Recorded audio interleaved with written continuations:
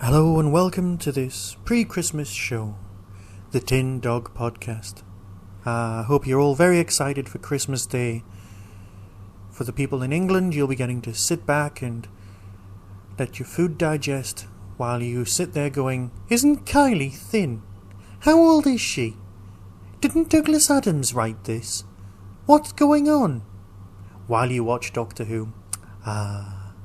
Of course, I promise I will do a Tin Dog podcast reviewing the Christmas special. That's the 2007 Christmas special, Voyage of the Damned, as soon as I can, straight after Christmas.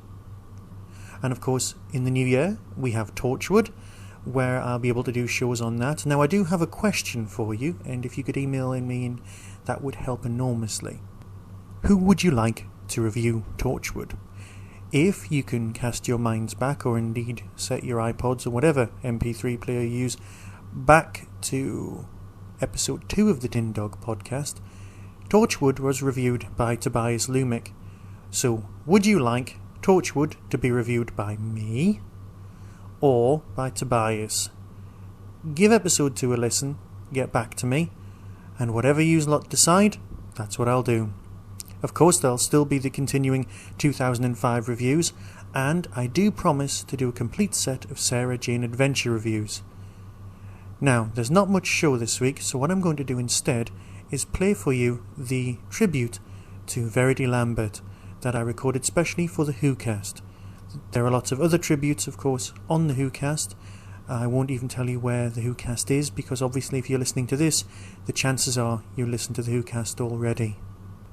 So here you are, my thoughts on Verity Lambert's passing this year. This is Michael from the Tin Dog Podcast, and I'd like to take this opportunity to say goodbye to Verity Lambert, who left us on the 22nd of November this year. Now, I know that this will probably end up on a show with a lot of other people saying very nice things about Verity Lambert. Many of the things I'll be saying later, well, will be said by other people.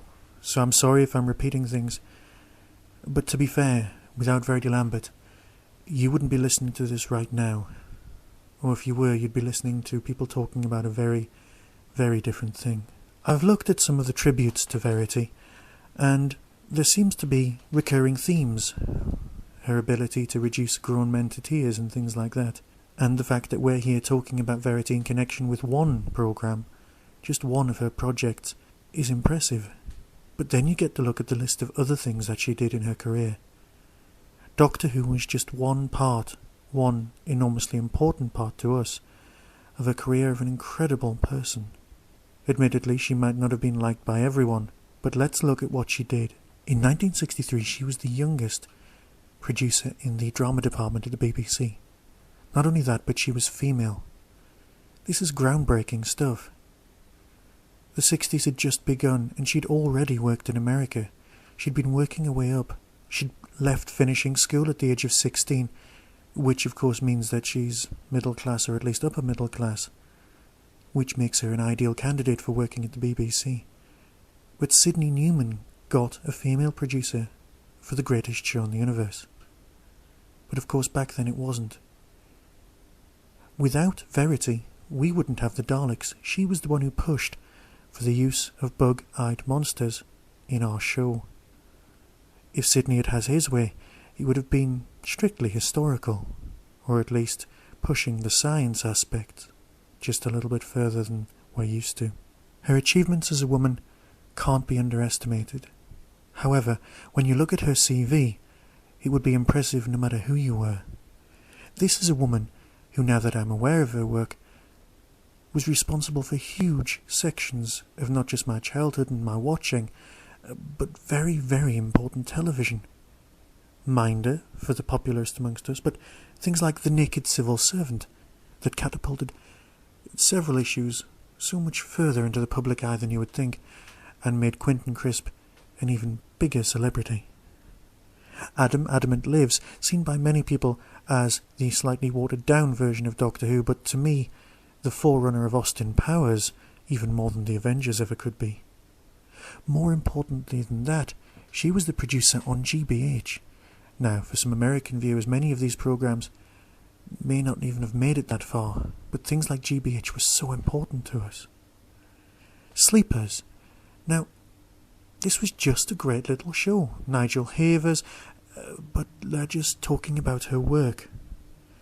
On the whole Doctor Who mystery-solving front, she was responsible for Jonathan Creek, Rumpole of the Baileys in there, the film Clockwise with John Cleese, and of course Cry in the Dark, or as it became known round our way, Dingoes Ate My Babies.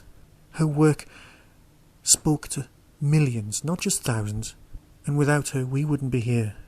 People in the reviews have always said she was a popularist, but let's face it, is that always a bad thing? They say it with such vehemency. She made things popular for us. We enjoyed them, we loved them. I know everyone will be mentioning that the Doctor's father was Sydney and his mother was Verity. But that's so true. Thank you, Verity. You were a loss to us all. Before I go, just one more thing. I've found a website called WhoMix, which I'd love to recommend, but also I'd like to ask if any of you listeners out there submit your tracks to the WhoMix website, would it be possible for you to send me a copy of the MP3, because I'd like to close every one of the Tin Dog podcasts with one of your remixes of the Doctor Who theme, especially the one that I absolutely adore, which is the Who Rhythmics, which I'll not play now because obviously I've not managed to get permission to play it just yet. Merry Christmas. I'll speak to you very soon. Be seeing you.